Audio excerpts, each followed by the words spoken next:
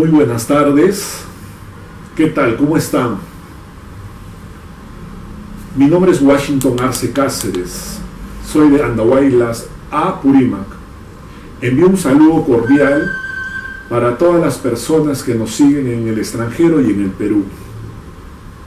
Y así como el día de hoy, tenemos muchas entrevistas a personalidades muy importantes, profesionales que son modelo a seguir para muchos jóvenes y para muchos estudiantes, para hacer más rico nuestro país.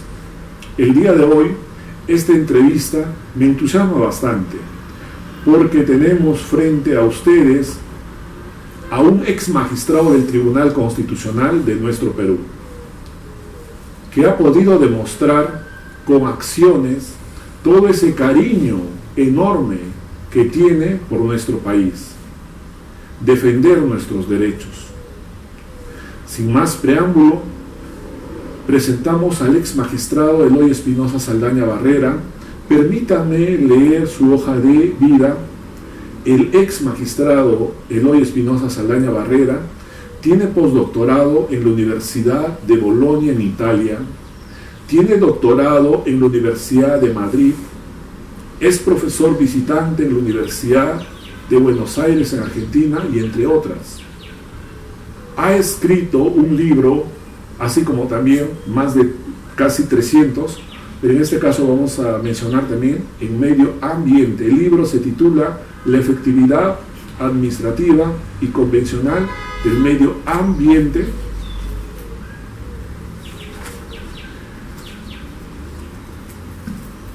Entonces, esta tarde vamos a tener una conversación con el ex magistrado Eloy Espinosa Saldaña Barrera. Y vuelvo a mencionar que tenemos mucho cariño desde nuestra tierra, Andahuaylas, Apurímac, por demostrar ese ímpetu, por defender los derechos de todos nosotros, los peruanos. En el aspecto académico, se desempeña como docente de la Universidad Pontificia Universidad Católica del Perú, profesor visitante de la Universidad de Buenos Aires de Argentina, Universidad Nacional Mayor de San Marcos, Universidad de Lima, Universidad de Piura, entre otras.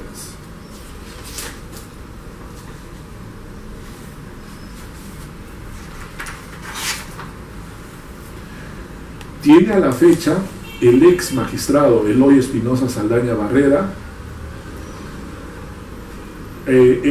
cerca de 300 publicaciones.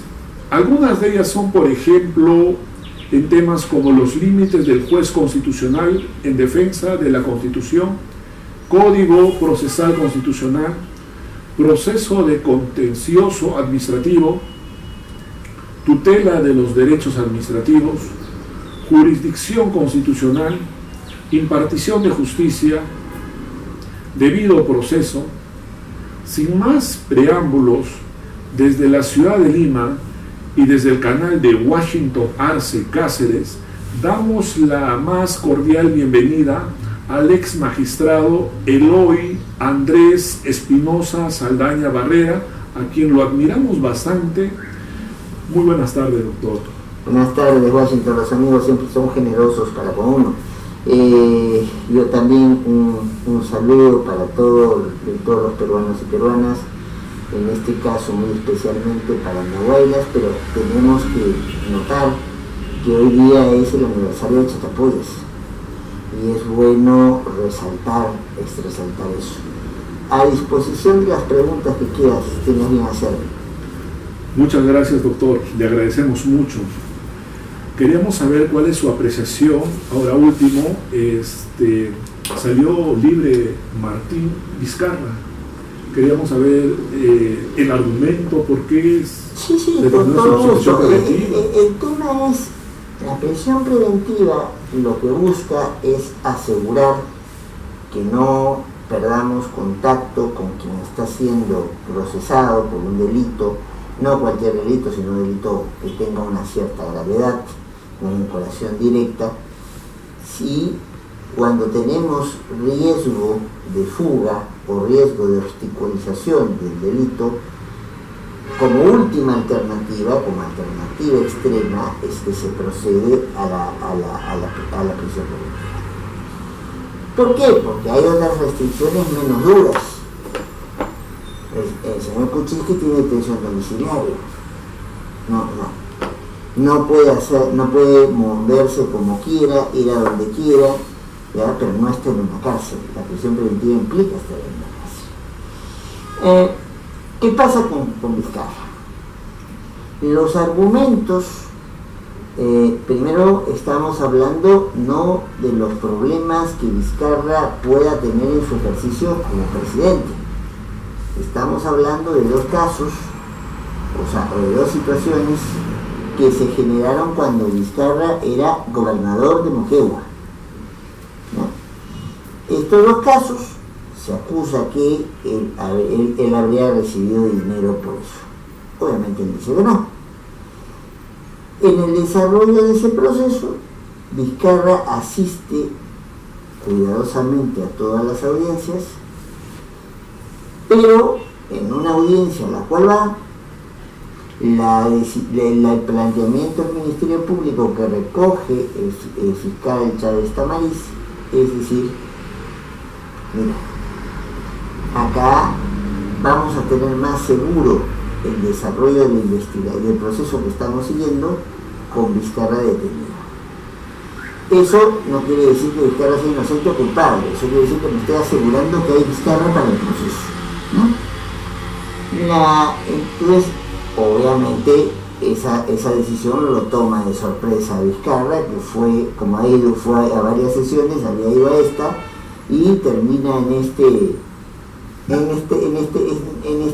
esta vuelta, porque lo ponen en un sitio, lo llevan a otro lugar, después lo llevan a otro lugar, en una situación que creo que fue imprudente porque yo no creo que haya preferencia entre las personas, pero sí hay que tomar en cuenta que un expresidente de la República no puede estar en lugar como son la mayoría de las cárceles del país. No podemos correr el riesgo de que alguien aproveche y atente contra su integridad o su vida. Entonces, para eso precisamente se creó Baradell, una cárcel. Claro, un expresidente puede tener cierto tipo de problemas si está en una cárcel común.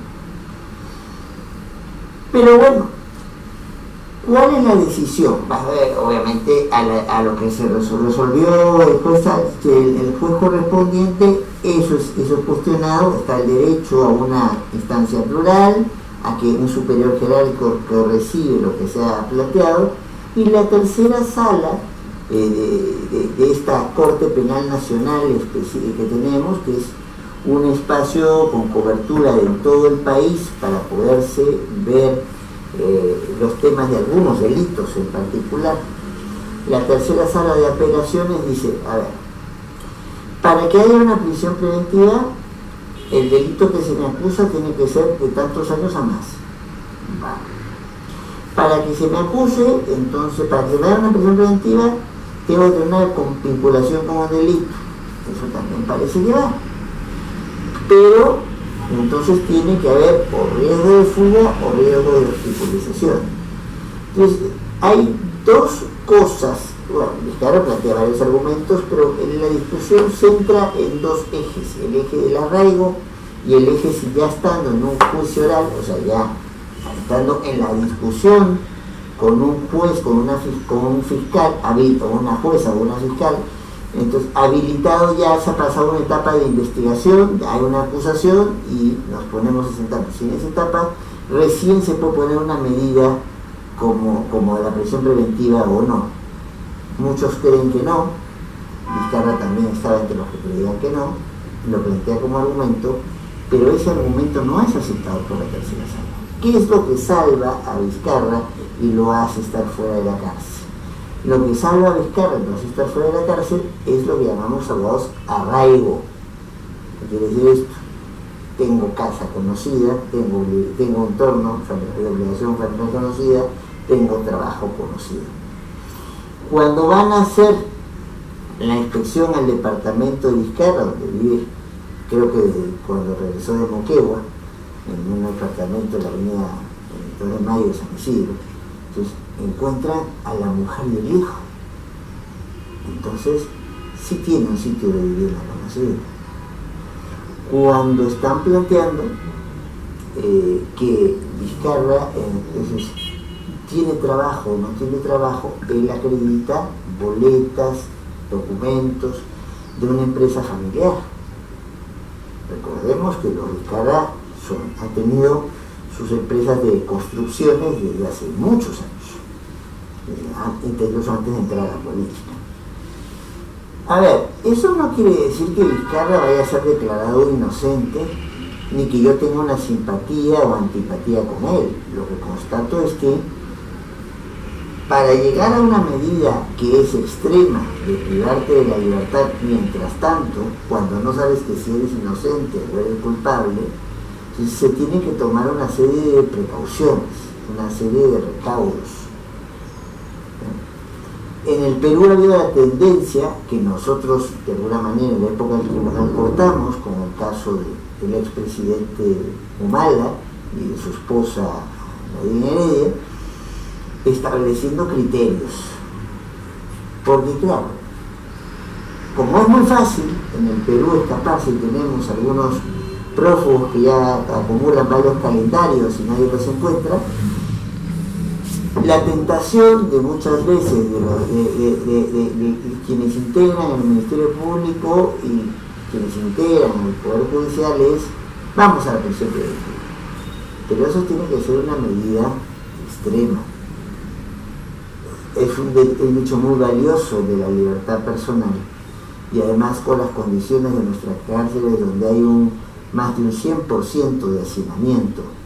Entonces, Vizcarra puede ir a una cárcel para presidentes, pero por ejemplo el caso de la señora Betsy Chávez no necesariamente, o el de Keiko Fujimori. Claro. Entonces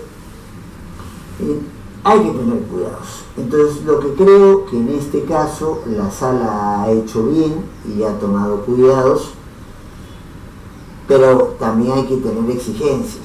O sea, Vizcarra no puede salir del país, Vizcarra no puede acercarse a una embajada, ¿ya? Porque si no podría meterse y buscar que lo asilen, o el meterse a buscar embajada y buscar que te asilen no te asegura que te den el asilo. Sino, veamos el caso del expresidente García. Entró en la embajada de Uruguay y le dijeron: ¿sabe qué cosa? Nuestro gobierno nos ha dicho que no podemos llevarlo a Montevideo, y nos lo llevaron y lo hicieron salir. Sí, el canal Agricultura Entrevistas Noticias, las personas de Andahuaylas están muy contentos con la entrevista, pero usted entenderá que algunos no manejan y no entienden el concepto de prisión preventiva. ¿Nos puede hablar un poquito ahí? ¿Qué presupuestos se necesitan? Con todo gusto. Para que puedan explicar. Con todo gusto. Hay restricciones, o sea, no todo el tiempo pueden darse restricciones de nuestra libertad. Cuando hay un semáforo y yo estoy caminando, si el semáforo está en color, yo no puedo cruzar. Y nadie puede decir que me están violando los derechos. Pero hay situaciones extremas de recorte de la libertad personal, de esa capacidad de la dimensión física de autodeterminarnos.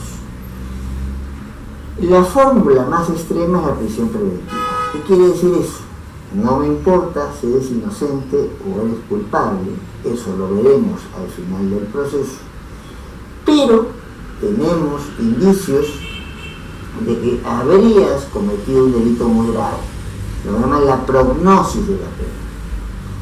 Tenemos indicios que tendrías una vinculación muy directa con el delito, tú lo has hecho, o es muy probable que tú lo hayas hecho, o que tú hayas ordenado que alguien lo haga. En la famosa teoría de dominio del hecho, yo soy el jefe de una institución, de una corporación, es claro que si alguien que parte de ese equipo lo hace, yo no puedo estar desinformado de lo que ocurre.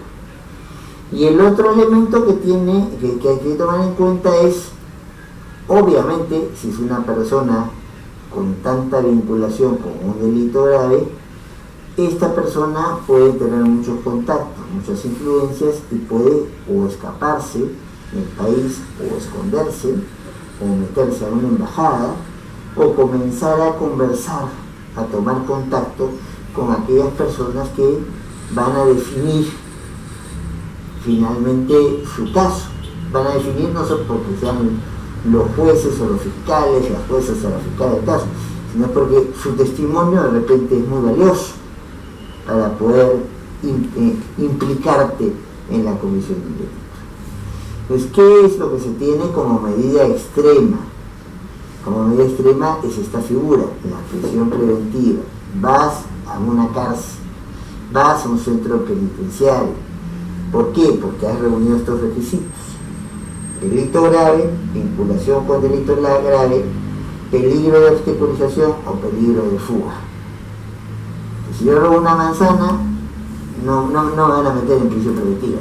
Entonces, si tú eres mi primo, y no nos vemos nunca y no tenemos ni siquiera contacto comercial, tampoco me van a involucrar con el caso. Tiene que hablarse de un caso que tendría una sanción drástica, en el cual estoy directamente vinculado, y lo que quiere evitarse es que me escape o me proteja indebidamente. Y en esa parte, de repente, para que las personas puedan entender un poco mejor, tenemos que recordar que el 7 de diciembre del 2022 nuestro país, nuestro Perú, ha cambiado, y ha cambiado políticamente. Muchos especialistas en leyes mencionan que el presidente Pedro Castillo Terrones ha leído una proclama, y ese día se tenía planificado hacer un proceso de vacancia, y el proceso de vacancia se tenía que hacer para las 3 de la tarde, pero ellos lo han adelantado para las 12. El presidente fue detenido a no recuerdo bien la hora exacta, pero fue mucho más antes de la votación. Para que haya una votación, tiene que haber un pleno del Congreso, y ese pleno del Congreso se hace por lo menos con una proporción de congresistas, que en este caso era alrededor de 69, me parece. Si me permite completar la idea. Ahora, después de eso se tenía que llevar a un debate, y en un debate todos los congresistas tenían que votar, y tenían que estar por lo menos las 3/4 partes de los 130 congresistas, que eso equivale a 104 votos. Hubo 101 votos, y no hubo la cantidad de votos que ellos tenían. Y a un presidente en funciones lo han detenido. Cuando el comandante de la policía le menciona quién te ha dado las órdenes, él nunca responde de manera concisa, simplemente evade responder esa pregunta. Inmediatamente se le dio una prisión preventiva al presidente Pedro Castillo, y en el mes de junio del 2023 se le ha puesto una prisión preventiva a la primera ministra, a la doctora Betsy Chávez Chino, y su condena de la prisión preventiva para que puedan reunir todos los presupuestos, todo lo necesario, se había todavía terminado. Entonces ya estaban pasando como 8 días de una excesiva prisión preventiva. Entonces, antes que nos responda jurídicamente, yo quería hacerle la mención siguiente: porque muchos canales que hemos visto episodio sentimental de huelga de hambre, por eso le han dado libertad? Yo lo veo eso como un tema de discriminación. Lo justo es que el Tribunal Constitucional ha dado un juicio y ha mencionado que injustamente ella ha tenido prisión preventiva, porque lo que ha cometido Pedro Castillo finalmente es una lectura de una proclama. Internacionalmente los abogados mencionan ello. ¿Cuál sería su bueno, son varias cosas. Comencemos con el caso de Betsy Chávez, ¿ya? Lo que en el Perú se ha venido dando es una práctica que ya creo que se va a ir entendiendo que no debe repetirse. ¿Qué pasa? Te doy la prisión preventiva. En el tiempo de la prisión preventiva, lo que supuestamente se busca es que las investigaciones avancen y que el proceso avance. ¿Qué pasa si por la carga procesal, por la dificultad de encontrar a todos los involucrados o involucradas, el asunto no trabaja tan rápido? ¿Sí? En el Perú lo que se ha hecho, se jugó muchas veces es a pedir la prórroga de la prisión preventiva, pero se nos pasó el momento y no la pedimos cuando debimos, ¿no? Y en el caso de Betsy Chávez, ex presidenta del Consejo de Ministros, pasó aquello. Pasaron 8 días, hay un magistrado, querido amigo mío, que no está de acuerdo, dice que no pasó ese tiempo. Lo cierto es que la mayoría de los miembros del tribunal, con el cual yo muchas veces coincido y muchas veces discrepo, parte del derecho, en este caso dicen no puede pasar alguien un solo día sin una orden de la autoridad correspondiente para poder estar en una cárcel. Y la señora Betsy Chávez no tenía orden alguna durante 8 días.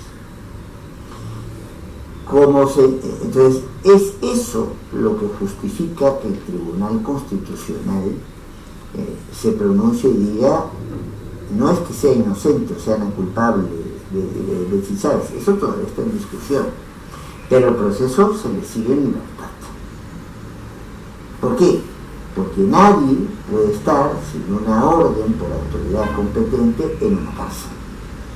Entonces, el tema de que ella se puso en huelga de hambre seca no es un tema decisorio, es un tema que puede, hasta la opinión pública, dramatizar la cosa, pero en términos jurídicos no pone ni quita. En términos jurídicos, el problema es que estuvo 8 días sin mandato de autoridad correspondiente para poder estar en la cárcel. Y tan ha sido notorio esto que hoy, precisamente, ya fuera del contexto, cuando ya se había dicho, el tribunal ha dicho está libre, pero ya hasta para hoy estaba programado precisamente la prórroga, y lo único que ha quedado es que ni siquiera el juez, el fiscal ha tenido que decir, oiga, bueno, ¿cómo vamos a pedir la prórroga de una prisión que ya no existe? Que la señora en este momento esté mal de salud por la huelga que hizo y esté en la clínica, bueno, cuando salga de la clínica podrá seguir su proceso de libertad. Ahora, todo este tipo de decisiones son decisiones variables, ¿eh? Porque si el Ministerio Público convence al Poder Judicial, ¿ya?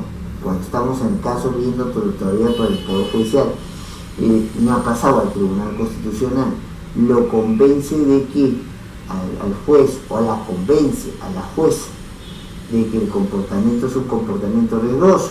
Por ejemplo, la señora Betsy Chávez, ya de la clínica Cayetano Heredia, que está en el norte de Lima, en San Martín de Porres, y de allí se va a meter a una embajada, aunque sea porque quiere ir a ver un coctelito, es sospechoso que no salga, ¿ya?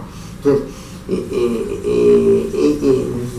no se está dando carta blanca, se va a tener que sostener una suerte de compromisos y también de seguridades y seguimientos. No puede ir a cualquier parte. No puede estar ni en la embajada X, ni en Aguas Verdes, ni en Desaguadero saliendo de la clínica, porque son zonas de frontera y uno puede pasar con mucha facilidad. Entonces, y si es inocente o culpable, está por determinarse. Ahora voy entonces con eso al tema de Castillo. En el tema de Castillo, precisamente, yo he sido juez, he sido hijo de juez, y por eso en estas cosas me voy con mucho cuidado. Es un tema que está siendo judicializado. Justamente se está discutiendo si su comportamiento en diciembre del 22 fue un comportamiento contrario a la Constitución o no. Y si fue contrario a la Constitución, era una situación donde la vacancia estuvo bien configurada o no. Porque claro, primero, cuando él lee el discurso y va hacia la Embajada de México en la avenida Garcilaso de la Vega, lo detienen a 2 cuadras de la prefectura y se lo llevan, ¿no? Con lo cual, y después es que el Congreso tiene enterado de esto, tiene su audiencia y declara su vacancia. Entonces, esto es lo que se está conociendo y esto es sobre lo que se está pronunciando. Esto en el Poder Judicial. Esta decisión que está tomando el Poder Judicial no tiene todavía algo terminado, entonces mal haría yo opinando sobre lo que todavía no es seguro, ¿no? Entonces, ahora, ¿qué sí parece haber ocurrido con el caso de Castillo? Se dice, yo no tengo el dato concreto, que Castillo habría estado también, no 8, sino 3 días, sin mandato de prisión preventiva. Por esta costumbre de que, bueno, se nos pasó, tenemos tanta carga y vamos viendo, oye, ya a esta persona la prisión preventiva que puse y regularizo, comillas. No hay regularización, comillas. Estoy en la prisión preventiva y pido oportunamente, si todavía no tengo elementos de juicio, no se ha resuelto el caso, tengo que pedir con la suficiente anticipación que me prorrogue. Y eso no me hace ni inocente ni culpable. Entonces, no sé en este sentido si habrá planteado ya el expresidente Castillo un habeas corpus, ¿no?, que es el mecanismo directamente para proteger la libertad personal, y va a reclamar por esta situación, pero que abierta tiene la puerta por este escenario, abierta la tiene. Ahora, sobre si es inocente o culpable, lo dirán los jueces que están viendo el caso todavía. Doctor, es importante también tener, por ejemplo, un concepto. El delito que se le está suscribiendo es el delito de rebelión, supuestamente. La lectura de un papel, de una proclama, va a constituir un delito de rebelión. Ese es siempre lo que se discute y se saluda que el doctor Noblesía y otros valientemente digan que solamente es una lectura de una proclama. Sí, pero yo puedo decir muchas cosas, tú puedes decir muchas cosas, Noblesía como abogado muy calificado puede decir muchas cosas, pero quien va a determinar si esa lectura de ese documento con lo que se dijo constituye el delito de rebelión o no. O sea, el que hace la evaluación si mi comportamiento es un comportamiento normal, es una falta ética, entonces o es un delito, es el juez, o es la jueza, o es el tribunal, que es un conjunto de jueces y jueces. Eso no podemos decirlo a priori nosotros, ni tú ni yo tenemos el expediente, conocemos la información que nos dan, ¿ya? Entonces, no quiero ser concluyente en lo que no es concluyente todavía. Eso es justamente lo que se está discutiendo en este momento. Doctor, pero a lo que sí podemos tener testigos de la realidad es que antes del 28 de julio del 2021, antes que él asuma, no le dejaban que él pueda, por lo menos con anticipación, llamar a sus ministros porque no le querían reconocer. El jurado se demoró bastante tiempo para reconocerlo y desde un primer día varias congresistas, varias parlamentarias y parlamentarios han estado poniéndole obstrucciones constantemente. Ha tenido excelentes ministros, muy buenos ministros que gozan de mi respeto, al que ha acompañado al poeta más joven de nuestro Perú, Javier Heró, es el historiador que es también docente de la Católica, ¿no? Estamos refiriéndonos al exministro de Relaciones Exteriores, el nombre del profesor.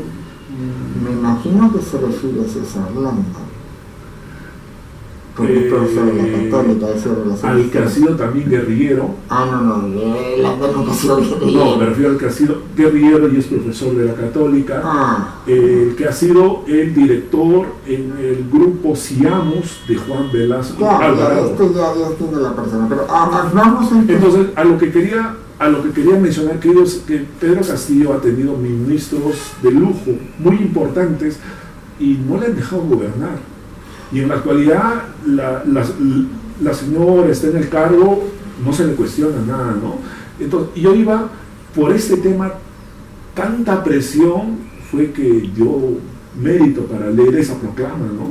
Bueno, yo no tengo lo que nosotros en el derecho podemos, cuando juzgamos, sí intuir o tener que procesar que nos lleva a un comportamiento que pueda considerarse criminal, el iter criminis. Pero en este momento no soy juez del caso, no conozco el detalle del caso. Lo que conozco sí es que fue una elección muy apretada, que del lado de la señora Fujimori hubo todos los intentos de no aceptar el resultado, hubo acusaciones al entonces presidente del Jurado Nacional de Elecciones de que había tenido parcialidad, pero que todo indica que la cosa no fue así, que fue un resultado apretado. No es la primera vez que en el Perú se tiene un resultado apretado. También cuando Pedro Pablo Kuczynski ganó la elección, es un resultado apretado. Que no la tuvo fácil Castillo para gobernar.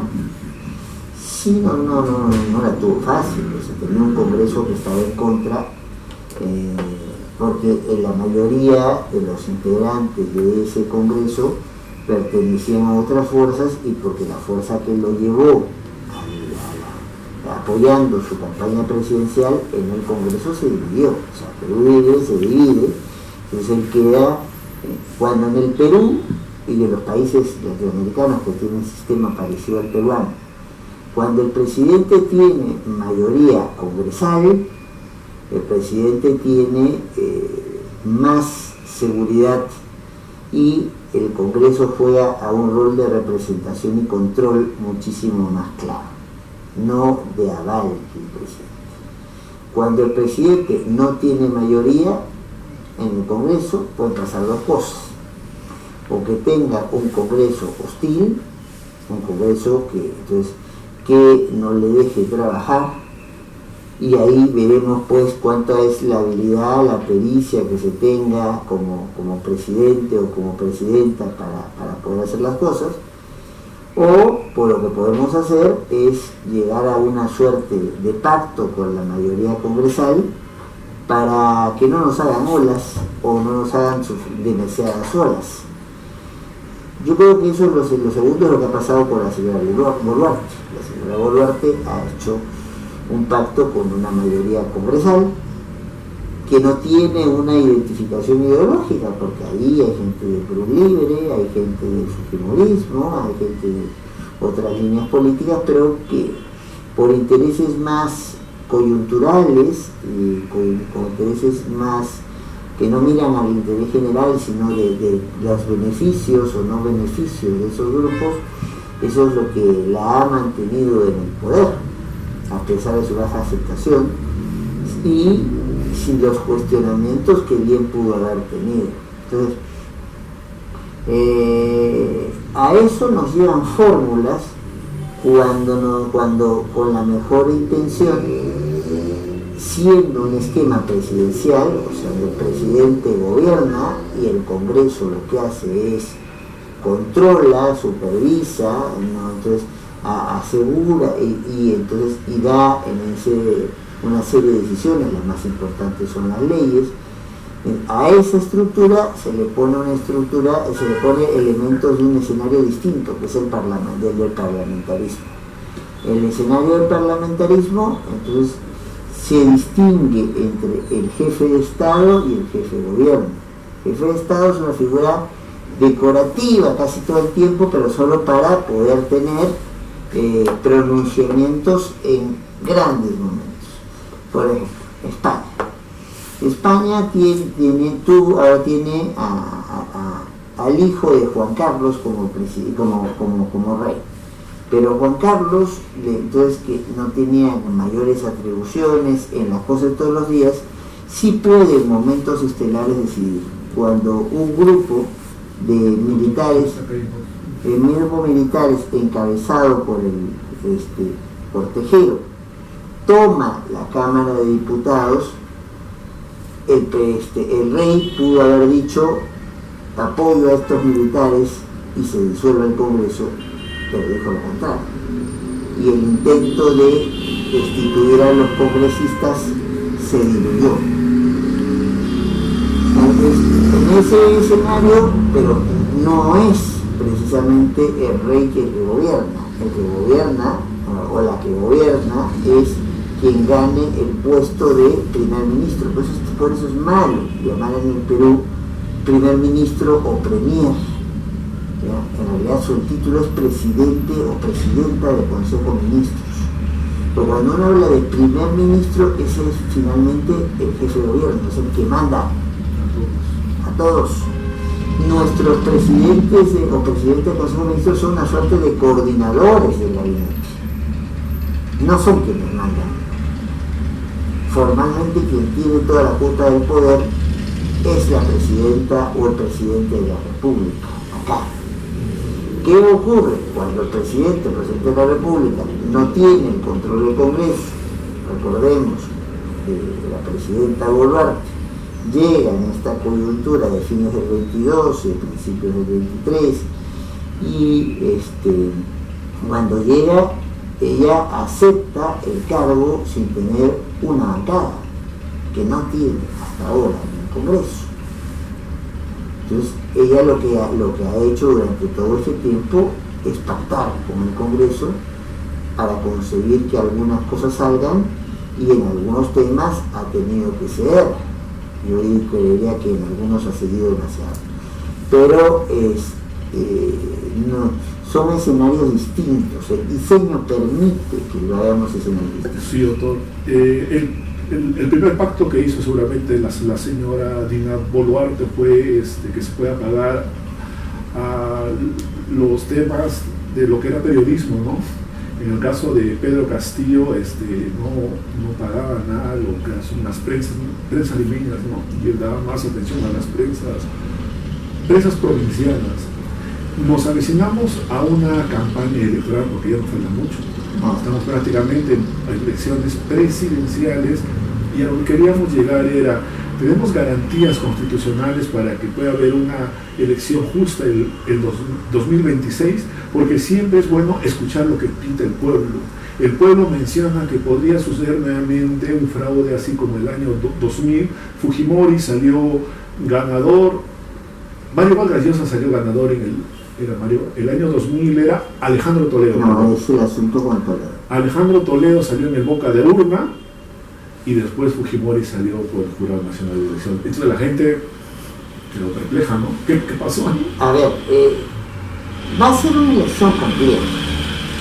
Nunca en nuestra historia hemos tenido, bueno, ya se ha tomado la foto, quiere decir esto: se va a votar por la presidencia, se va a votar por la elección de la Cámara de Senadores que vuelve, se va a votar por una Cámara de Diputados, se va a votar por el Parlamento andino. Entonces, es sumamente complejo. Dos, se han inscrito más de 40 listas y se pensó, bueno, varias de ellas harán alianzas, solamente se han permitido 3 alianzas. Y hay una situación todavía en controversia frente a una cuarta que se logró cumplir con los requisitos, pero para la opinión de algunos tarde, y el Poder Judicial le ha dicho: déjalos candidatear. Es el grupo de Unidad Popular, el grupo de Vladimir Rodríguez, y eso todavía no está del todo cerrado. Ya vemos que va, entonces, si tenemos menos de 30 candidatos y candidatas, no vamos a tener. menos, entonces eso quiere decir que también van a haber por lo menos 30 listas para el Senado, 30 listas o más, 30 listas o más para diputados, 30 listas o más para el Parlamento andino.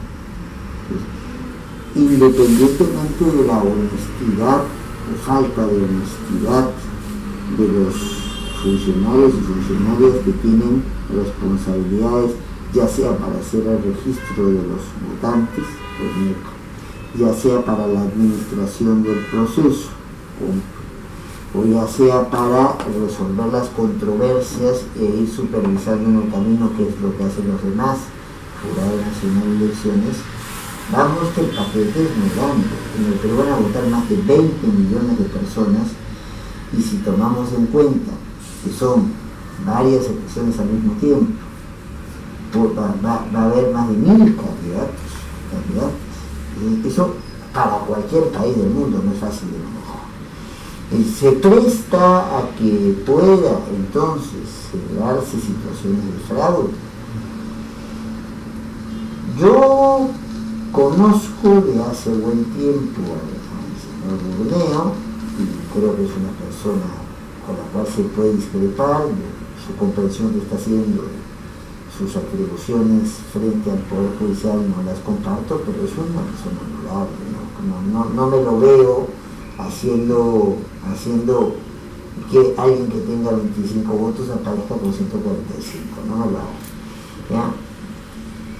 Igual con el señor Proveto, entonces ahora hay que irse con cuidado, porque quiere comenzar a experimentar con el voto digital, pero el voto digital debe tener ciertas protecciones.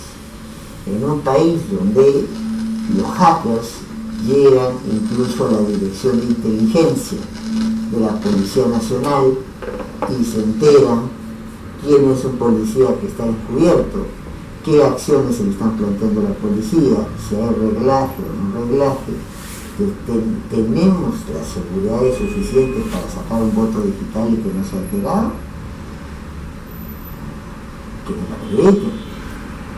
El tema de registro, la señora Velarde, la conozco de hace muchos años, es una mujer honesta, pero claro, ¿cómo controlar que en un registrador en el Perú, donde hay muertos vivientes, porque tenemos zonas del país donde están realmente muy descuidadas, si algo ha servido esta tensión generada innecesariamente por Petro con Colombia, es para que nos acordemos que existe Santa Rosa de Loreto. Entonces, ¿cuántos Santa Rosa de Loreto tenemos y ni siquiera en zona de frontera? Entonces, no va a ser un proceso fácil.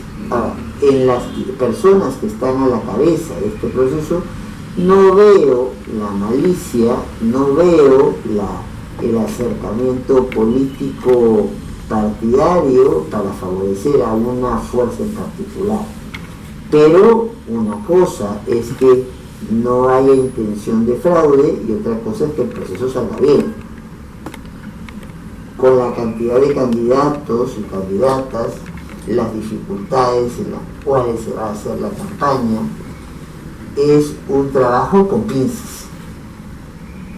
De ahí a que haya una voluntad de fraude, por lo menos no lo veo en las autoridades. Habrá que ver dentro de estas decenas de fuerzas políticas si es que alguna de ellas lo tiene.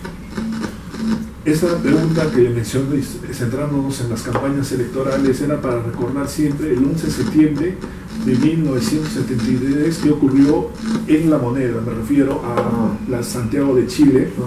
Era un médico que ha sido primero alcalde, luego ha llegado a ser presidente y elegido por las urnas, fue honestamente, y se escucha muy claramente que Ronald Reagan conversaba directamente con el general Pinochet. Lo mismo ha sucedido con el presidente de Bolivia, Evo Morales. Es acostumbrado siempre, por ejemplo, en el Perú, Pedro Castillo anunciaba que quería revisar los contratos leyes, que no se revisan, que están guardados ahí. Entonces, es muy probable que todas las fuerzas se unan siempre para que este proceso no goce de garantías, porque el tema también del voto digital tiene bastante controversias. Los países más importantes como Estados Unidos, China, mencionan que es muy fácil hackear una votación. Por eso mismo, yo lo que estoy señalando es que no va a ser una elección sencilla. Pero de ahí, hablar de fraude significa hablar de un comportamiento concertado y que es incluso delictivo. Entonces, yo no tengo indicios de delito, pero sí tengo preocupaciones que el proceso camine a cabalidad. Entonces, eso es lo que yo tengo. No puedo acreditar otra cosa. Si tengo tantos candidatos en más de 1000 distritos del país, que va gente a votar y que hay que asegurar instalar, desde la instalación de la mesa, que muchas veces gente no quiere comprometerse todo el día y a pesar de que ha sido nombrada no va, o va al mediodía para ver a quién han puesto y liberarse del asunto y prefiere pagar una multa, hasta grupos que ya han demostrado en estas gestiones iniciales de suscripción. Yo entiendo pues que hay gente que no quiere pelearse con nadie y le vienen y firma y pone cualquier garabato, pone cualquier DNI con tal de librarse y no sabemos que es el suyo, pero ya hemos tenido algunos grupos donde la cantidad de firmas que no se costejan con la verdad ha sido demasiado alta. Entonces, va a haber que tener un especial cuidado, y no solo de las autoridades, sino de los espacios organizados dentro de la sociedad civil para preservar la legitimidad del voto. No es una elección fácil. No es una elección fácil. Y además, al mantenerse al mismo tiempo la elección presidencial por la elección congresal, pues muchos candidatos y candidatas al Congreso van a cargarse, ocuparse de su candidato o candidata presidencial, pero otros no. Otros van a jugar a la personal, a tratar de sacar sus votos. Es complejo el proceso. Doctor, le seguimos desde Andahuaylas, le admiramos su carrera y usted entenderá que ser parlamentario es algo muy importante. Son elecciones ya no de congresistas, sino de diputados y de senadores, pese a que el pueblo del año 2019, en un referéndum, ha mencionado que no quería que exista esto. No se está haciendo ese caso al pueblo y están cambiando la constitución a la manera antojadiza que los parlamentarios actuales dicen.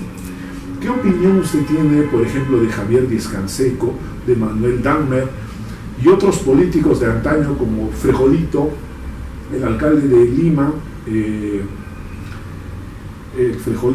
alcalde de Lima, su nombre es Alfonso Barrantes Lingán, que cuando uno pronuncia su nombre, hasta uno siente felicidad porque es una persona decente. ¿Cuáles son sus expectativas para los próximos años? Porque lógicamente, el 2026 para adelante, los jóvenes nuevos van a ser políticos, pero se están viendo estos casos que no están llegando con el ánimo de querer servir. Se han aumentado el sueldo, cambian la constitución para tener mayores beneficios. En mi departamento ya van como 15 años, un hospital no lo pueden solucionar y la gente muere.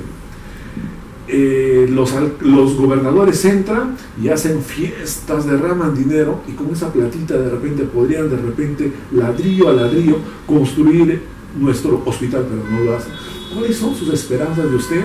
¿Cree que podamos tener políticos positivos, políticos leales, principalmente honestos, de aquí para adelante? Y le hacía la mención Manuel Dagmer, que en mi juicio son personas respetables, Alfonso Barrantes Lingán, Javier Díaz-Canseco y también de repente otros nombres que usted conocerá, ¿verdad? A ver, lo que sí es cierto, es innegable, es que en los últimos años ha cambiado la manera de hacer política. Antes se hacía carrera política y ahora muchas personas que comienzan a tener algún éxito económico o algún éxito profesional creen que pueden dar salto a una actividad política.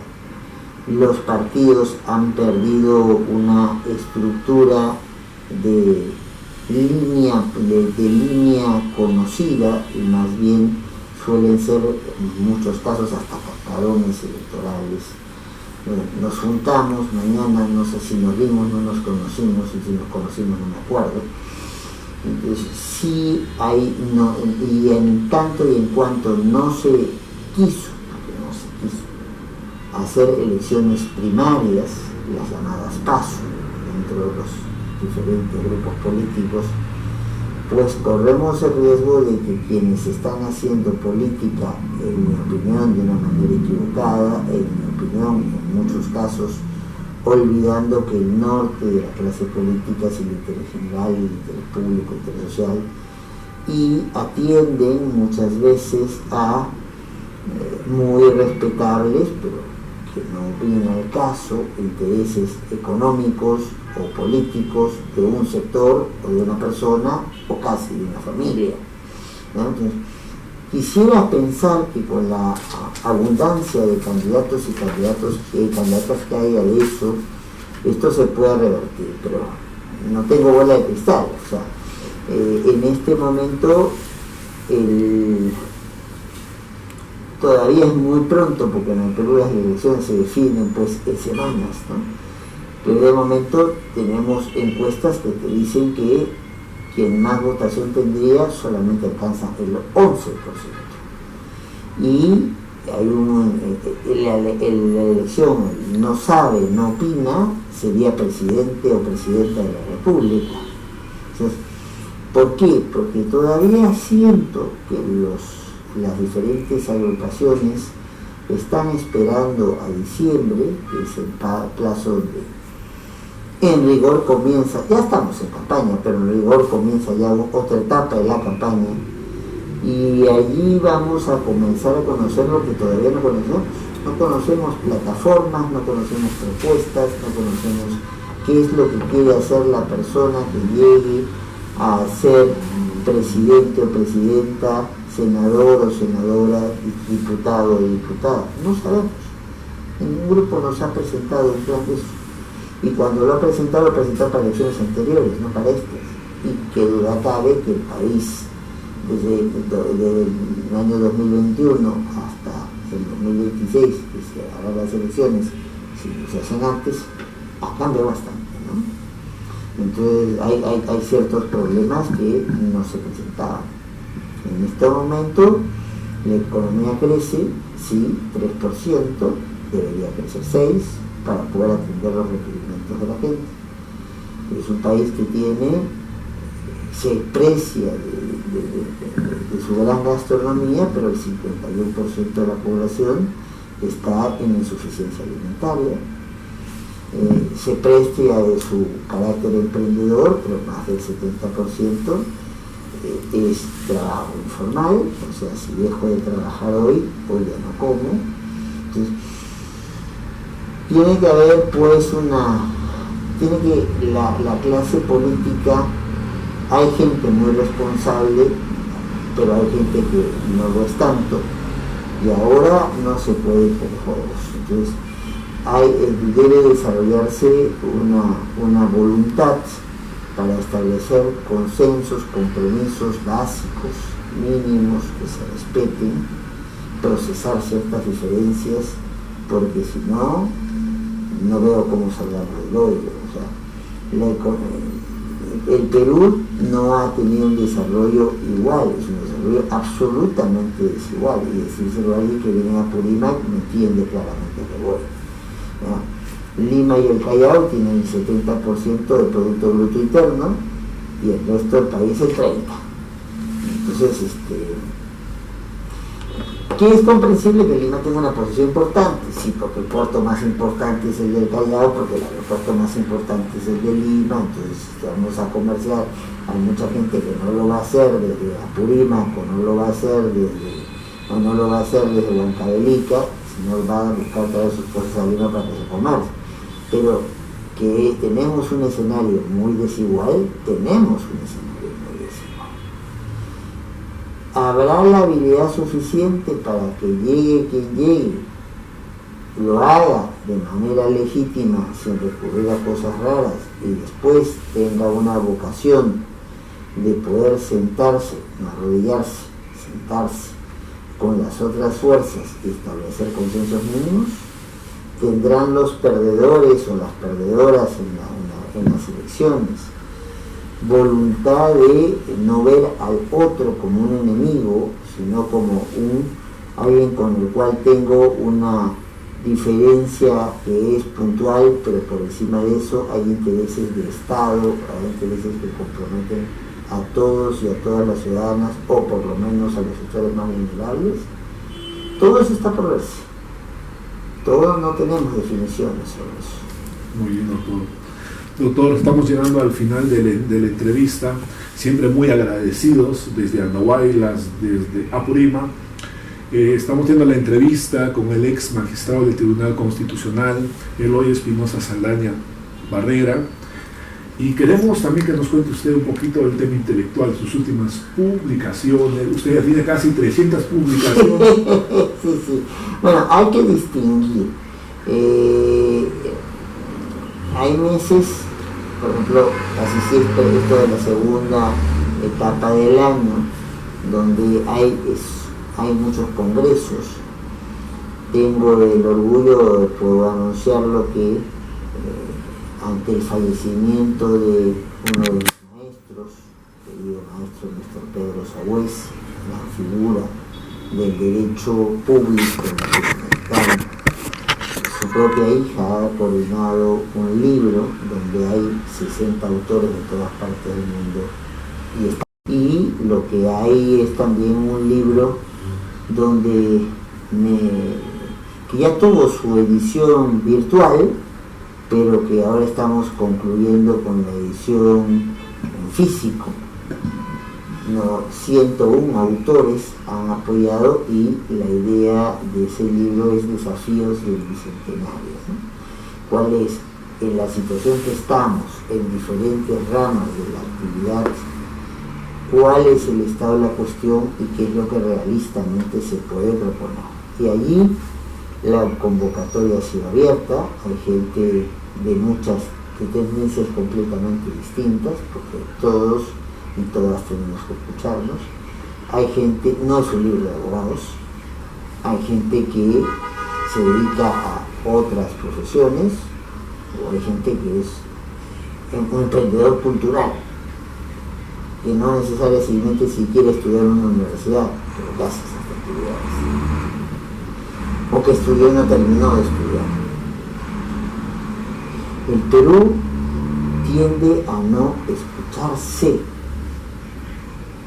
Una cosa es oír lo que dice los demás, escucharse, tomar en cuenta qué dice el otro, para ver o la otra, y en el fondo en qué coincidimos, y tratar de caminar en esas cosas unidos, o en qué discrepamos, para tratar de procesar esas diferencias.